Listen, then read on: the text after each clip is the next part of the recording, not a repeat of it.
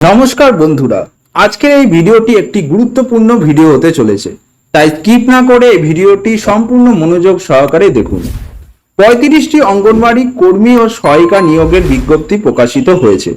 পশ্চিমবঙ্গে আবারও নতুন করে বিভিন্ন গ্রাম পঞ্চায়েতে আইসিডিএস অঙ্গনওয়াড়ি কর্মী ও সহায়িকা পদে 35টি বিজ্ঞপ্তি প্রকাশিত হয়েছে। আবেদনকারীকে অবশ্যই এরিয়ার স্থায়ী বাসিন্দা হতে হবে এই প্রজেক্টের জন্য। সুবর্ণ সুযোগ রয়েছে চাকরি প্রার্থীদের জন্য। পশ্চিমবঙ্গে 23টি জেলায় আস্তে আস্তে নতুন বিজ্ঞপ্তি প্রকাশিত হতে শুরু হয়েছে। আবেদন করার জন্য বিস্তারিত তথ্য আজকের এই ভিডিওতে আপনারা জানতে পেরে যাবেন। বয়সসীমা এখানে কি রয়েছে? প্রার্থীদের বয়স অবশ্যই 18 থেকে 35 বছর হতে হবে, তাহলে এখানে আইসিডিএস কর্মী ও সহায়িকা পদের জন্য আবেদন করতে পারবেন। যোগ্যতা এখানে কি রয়েছে? অঙ্গনওয়াড়ি কর্মী পদে উচ্চ মাধ্যমিক পাস থাকতে হবে এবং অঙ্গনওয়াড়ি সহায়িকা পদের জন্য উচ্চ মাধ্যমিক পাস থাকতে হবে, তাহলে এখানে চাকরি প্রার্থীরা আবেদন করতে পারবেন। আবেদন পদ্ধতি এখানে কি থাকছে? আবেদন করতে হবে সম্পূর্ণ অফলাইনের মাধ্যমে। নিয়োগ প্রক্রিয়া এখানে কি থাকছে? সকল চাকরি প্রার্থীদের নিয়োগ করা হবে লিখিত পরীক্ষার মাধ্যমে। লিখিত পরীক্ষায় পাশ করা প্রার্থীদের ইন্টারভিউ নিয়ে নিয়োগ করা হবে।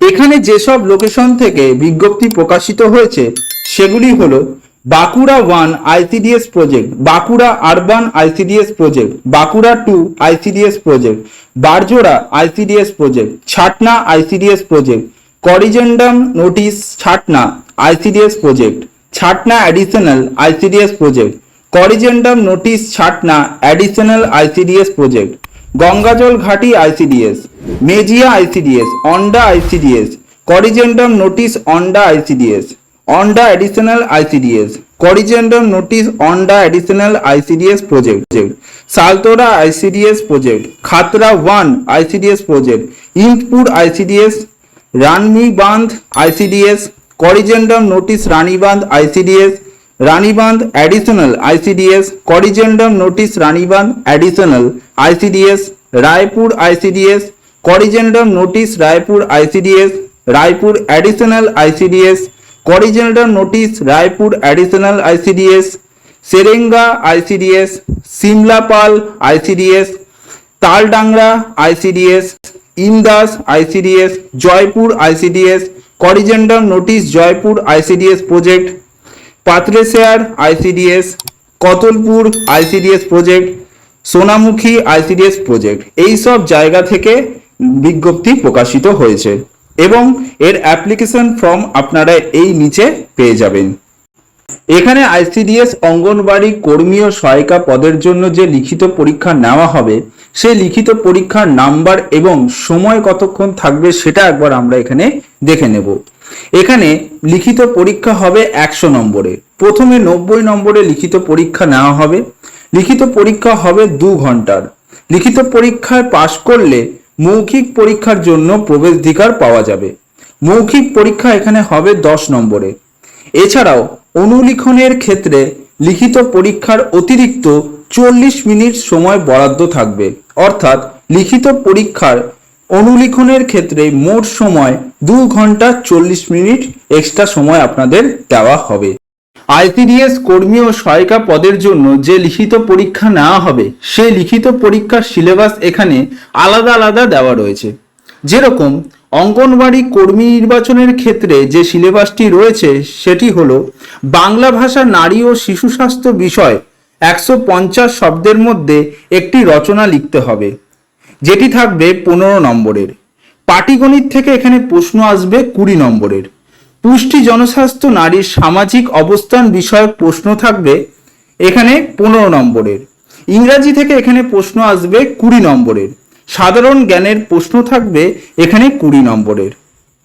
অঙ্গনওয়াড়ি সহায়িকা নির্বাচনের ক্ষেত্রে যে সিলেবাসটি রয়েছে সেটি হলো বাংলা ভাষার অঙ্গনওয়াড়ি কেন্দ্রের পরিষেবা বিষয়ে জনসচেতনতা গড়ে তোলার বিষয় 150 শব্দের মধ্যে একটি রচনা লিখতে হবে, যেটি থাকবে 15 নম্বরের। পাটিগণিত থেকে এখানে প্রশ্ন থাকবে 20 নম্বরের। নিরাপদ রন্ধন পদ্ধতি জনস্বাস্থ্য ও স্বাস্থ্যবিধি থেকে এখানে প্রশ্ন থাকবে 15 নম্বরের। ইংরেজি থেকে এখানে প্রশ্ন থাকবে 20 নম্বরের এবং সাধারণ জ্ঞানের প্রশ্ন থাকবে এখানে 20 নম্বরে। ইংরাজি ছাড়া বাকি সকল প্রশ্ন বাংলাতে হবে।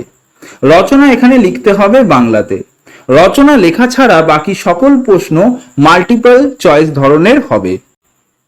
আবেদন পত্রের সাথে যে সমস্ত ডকুমেন্টসগুলি লাগবে সেগুলি হলো সাম্প্রতিক সময় আবেদন করার তারিখ থেকে 6 মাস পূর্বের সময়ের মধ্যে তোলা একটি রঙিন পাসপোর্ট ছবি, অর্থাৎ একটি রিসেন্ট পাসপোর্ট ছবি আপনাদের 3 কপি দিতে হবে।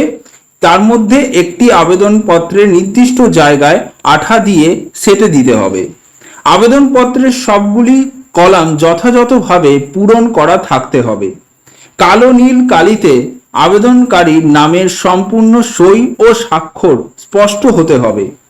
বয়সের প্রমাণপত্র, জন্ম শংসাপত্র, মাধ্যমিকের প্রবেশপত্র, মাধ্যমিক পাশের শংসাপত্র, উচ্চ মাধ্যমিকে পাশের শংসাপত্র বা মার্কশিট, সর্বোচ্চ শিক্ষাগত যোগ্যতার শংসাপত্র, বাসিন্দা শংসাপত্র এবং প্রযোজ্য ক্ষেত্রে জাতি শংসাপত্র, অর্থনৈতিকভাবে পিছিয়ে পড়া শ্রেণী শংসাপত্র ও প্রতিবন্ধী শংসাপত্রের সমস্ত কপি আপনাদের এখানে দিতে হবে।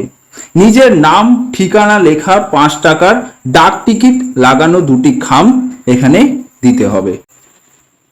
এবং আরেকটি গুরুত্বপূর্ণ তথ্য আপনাদের এখানে জানিয়ে রাখি, এখানে সঠিক প্রার্থীদের লিখিত পরীক্ষার যে অ্যাডমিট কার্ড সাধারণ ডাকযোগে বা সরাসরি হাতে হাতে প্রদান করা হবে, এ বিষয়ে পরবর্তীকালে নির্দেশিকা জারি করা হবে। পরীক্ষা কেন্দ্রে সঠিক প্রার্থীদের অ্যাডমিট কার্ড সঙ্গে করে আনতে হবে, অন্যথায় তাদের পরীক্ষায় বসতে দেওয়া হবে না। এখানে চাকরি প্রার্থীদের অতি অবশ্যই ভারতীয় নাগরিকত্বের প্রমাণস্বরূপ ভোটার কার্ড, আধার কার্ড, পাসপোর্ট, রেশন কার্ড বা ড্রাইভিং লাইসেন্সের যে কোনো একটি কপি আবেদনপত্রের সঙ্গে দিতে হবে। এবং এখানে আরেকটি গুরুত্বপূর্ণ তথ্য আপনাদের জানিয়ে রাখি, পাসপোর্ট সাইজের যে ফটো থাকবে সেই ফটোর ব্যাকগ্রাউন্ড সাদা বা সাদাটে হতে হবে। ছবিতে প্রার্থীর মুখ সরাসরি সামনের দিকে থাকতে হবে। প্রার্থীর মুখ কোনো প্রকার ছায়া এসে পড়লে চলবে না। ধর্মীয় কারণে আবেদনকারীর মাথায় আচ্ছাদন থাকতে পারে, কিন্তু সেক্ষেত্রে প্রার্থীর চোখ স্পষ্ট দৃশ্যমান হতে হবে। যারা চোখে দেখতে পান না সেই সব প্রতিবন্ধী প্রার্থীদের ক্ষেত্রে উপযুক্ত শংসাপত্র থাকলে এই শর্ত শিথিলযোগ্য হবে।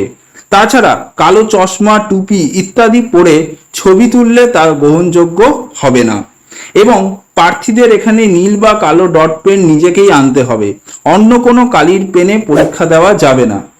এবং তার সাথে প্রার্থীরা যে আবেদনপত্রে সই করবে সেই অনুরূপ সই পরীক্ষার হলে তাকে করতে হবে। এখানে আবেদন করার জন্য যে আবেদনপত্রটি রয়েছে সেই আবেদনপত্রটি যথাযথভাবে ভালো করে ফিল আপ করতে হবে। প্রথমে এখানে নিজের নাম লিখতে হবে, তারপরে পিতা বা মাতা বা স্বামীর নাম লিখতে হবে।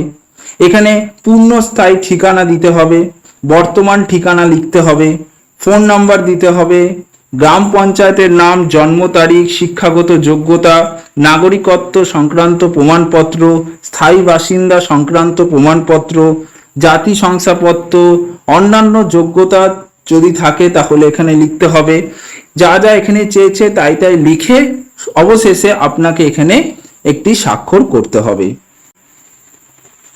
এখানে আবেদনপত্র জমা করার শুরুর তারিখ 25/7/2024, অর্থাৎ আজ থেকে শুরু হলো। আবেদনপত্র জমা করার শেষ তারিখ এখানে 16/8/2024, অর্থাৎ 16ই আগস্ট 2024 পর্যন্ত আপনারা আবেদনপত্র জমা করতে পারবেন। আবেদনপত্র জমা দেওয়ার সময় প্রতি সরকারি কাজের দিন ছুটির দিন বাদে দুপুর 12টা থেকে বিকেল 3টে পর্যন্ত। বন্ধুরা, এই আবেদনপত্রটি আপনারা ডেসক্রিপশন বক্সে পেয়ে যাবেন, সেখান থেকে আপনারা ডাউনলোড করে আবেদনপত্রটি ফিল আপ করতে পারবেন। এখানে দেখুন, অঙ্গনবাড়ি কর্মী ও সহায়িকা পদের ক্ষেত্রে যে মাসিক বেতন প্রদান করা হবে সেটি এখানে ভাগ করে দেওয়া রয়েছে। যেরকম অঙ্গনবাড়ি কর্মীদের সাম্মানিক ভাতার পরিমাণ থাকবে এখানে 4,500 টাকা এবং অতিরিক্ত ভাতার পরিমাণ থাকবে এখানে আরো 4,500 টাকা, অর্থাৎ এখানে 9,000 টাকা বেতন প্রদান করা হবে। এবং অঙ্গনবাড়ি সহায়িকাদের ক্ষেত্রে এখানে সাম্মানিক ভাতার পরিমাণ থাকবে 2250 টাকা এবং অতিরিক্ত ভাতার পরিমাণ থাকবে আরও 4550 টাকা। তো বন্ধুরা, এই ছিল আজকের বিজ্ঞপ্তি। বন্ধুরা, এই ধরনের চাকরির বিজ্ঞপ্তি পেতে আমাদের চ্যানেলটিকে অবশ্যই সাবস্ক্রাইব করতে ভুলবেন না আর পাশে রাখা বেল আইকনটি ক্লিক করে দেবেন। ধন্যবাদ।